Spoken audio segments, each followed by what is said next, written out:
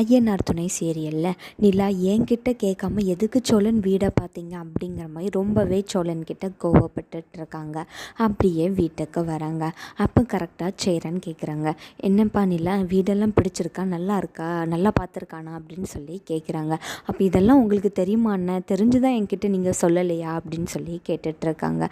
ஆமாப்பா நேற்று நைட்டு தான் என்கிட்ட சொன்னான், நான் என்னப்பா சொல்ல முடியும், அவன் சொன்னால் நான் சரின்னு தானே சொல்ல முடியும் அப்படிங்கிற மாதிரி நிலா கிட்ட சொல்லிகிட்டு இருக்காங்க. நீங்கள் என்கிட்ட ஒரு வார்த்தை சொல்லியிருக்கலாம்ல, இப்படி சோழன் பண்ணிகிட்ருக்காங்கன்னு சொல்லி அப்படின்னு சொல்லி சேரன்ட்ட கேட்குறாங்க.